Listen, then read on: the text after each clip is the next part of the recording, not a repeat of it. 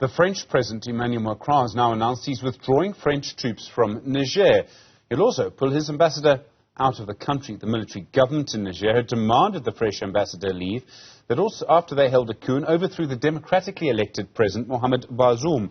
France had refused to recognize the coup and the military government. They said they would only deal with Bazoum because he had been democratically elected. Professor Jean-Marc Gy is an associate professor and director at the African Center for Transnational Criminal Justice at the University of Cape Town. Professor, good afternoon to you and thank you for your time. The military government in Niger, they've been making these demands on France for several weeks. Why has Macron now made this decision to withdraw his troops and withdraw his ambassador? Good afternoon, and thank you for having me. Good afternoon to your audience. I'm actually at the University of the Western Cape.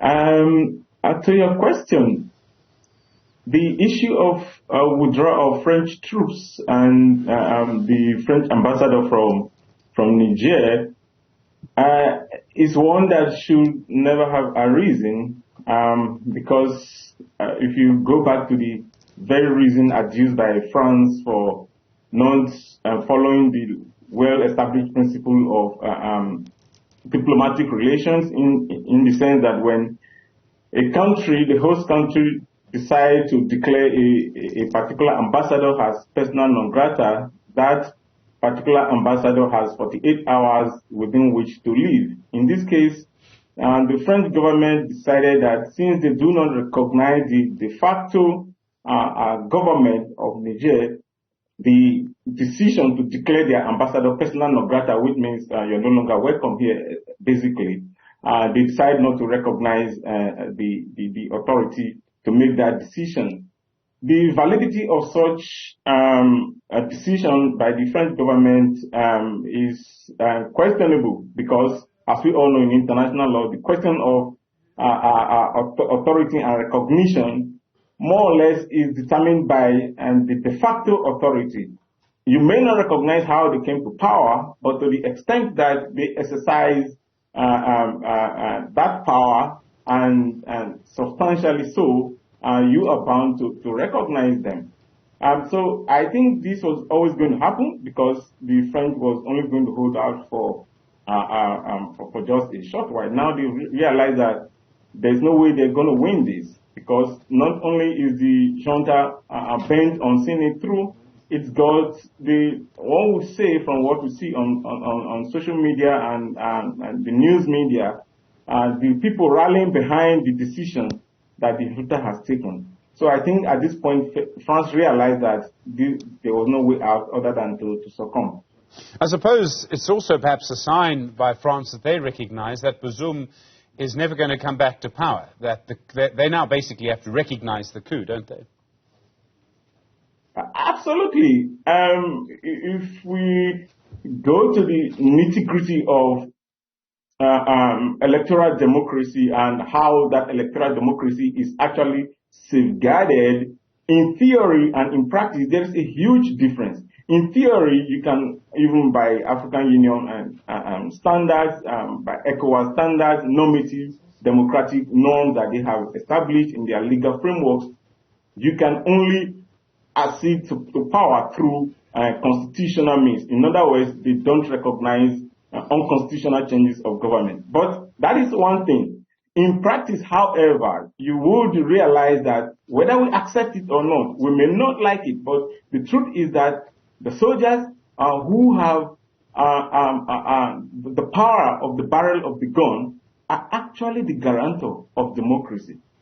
So the best one can hope for is that these soldiers who control the barrel of the gun have allegiance to their constitutional duty to safeguard the constitutional order and to defend democracy and to defend the territorial integrity of the particular state. But the moment they decide to renege on that constitutional obligation or duty that they have accepted, then the question of who actually safeguards democracy essentially shifts from the ballot box to the bullet. And that is what we are seeing across the West African region, whether it's in Mali or whether it's in Burkina Faso or in Niger. the army can, and this has been established in international law generally for as long as one can remember. In Egypt, wherever you look, it is the case. When the army decides to protect democracy, then democracy will survive. But if the army decides to say, no, we are not going to protect or defend this constitutional order for whatever reason, right or wrong, then one can only do so much. And I think that is a lesson the French have learned here, that you can't argue with a man with a gun, especially in a country like Niger. There's another issue to this. So all of this is very important, but the French soldiers were there at the invitation of Bazoum to play a role in fighting the insurgency. There are various phrases that we use to describe this insurgency. People call it an Islamist insurgency or a jihadist insurgency. If those soldiers now go, what's going to happen? To put it another way, were those French soldiers important to that conflict? Well, I think time will tell, but my own opinion is that there is really not going to be much difference in terms of the level of security or insecurity that we have witnessed in the Sahel. You recall that the French troops have been there for over 13 years, and the security situation has not improved significantly. So the argument that the Nigerians are making is that how can you have the French troops in Niger purportedly fighting insurgents or terrorists, and you have the U.S.-based troops in Agadez in Niger, yet the insecurity situation has not improved for over a decade. Then there is something wrong. So the whole idea of foreign troops or foreign countries coming to guarantee security in another country, to me, has always been problematic for very many reasons. Number one, no foreigner can understand the local context more than the indigenes or the residents of that community. That alone is a significant factor in determining the level of security that can be provided by security forces, whether it is in terms of gathering intelligence or in terms of trust building or community level cooperation, or however you want to look at it. That local context is very important, and I do not see how French troops lived and trained and equipped overseas are coming to protect or provide security in Niger. And we're not surprised that nothing much has happened as far as that is concerned over the last 13 years. So in the near future, I don't think, of course, we'll witness a few episodes of insurgents taking advantage of the chaos, but I don't think it's going to be significantly different from what we have seen thus far.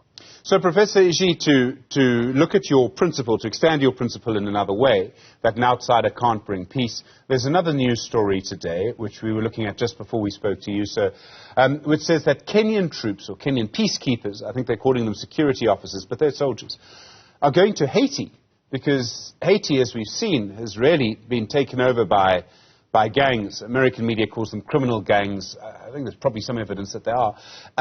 So would you say then that the Kenyan intervention in Haiti is doomed for the same reason that you're suggesting the French intervention in Niger has been doomed?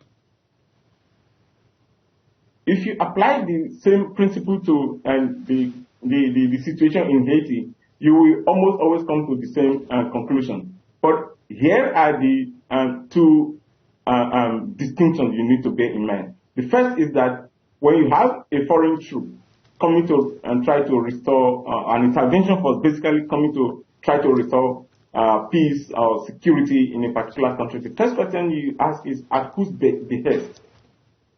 To the extent that such a troop, we've seen ECOMOG intervention in Liberia, in Sierra Leone, and by and large, these were successful cases of restoring peace and security to Liberia and Sierra Leone, to the extent that the receiving authority or the territorial country welcomed such states.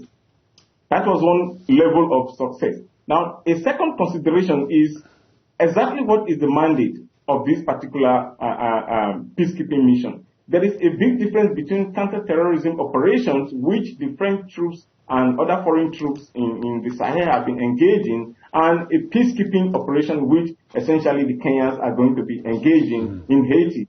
And the major difference is that in counter-terrorism by its very nature is a difficult problem to solve, almost an intractable problem to solve, because there are different layers right. Professor, that one has to walk through in trying to find a solution. That is one. The Professor, second is like I do apologize. I'm so sorry, sir. We are out of time. It's a fascinating conversation. Hope we get to speak again soon. Professor Jean-Marc Iji is an Associate Professor and Director at the African Center for Transnational Criminal Justice at the University of the West. My apologies, sir. Thank you.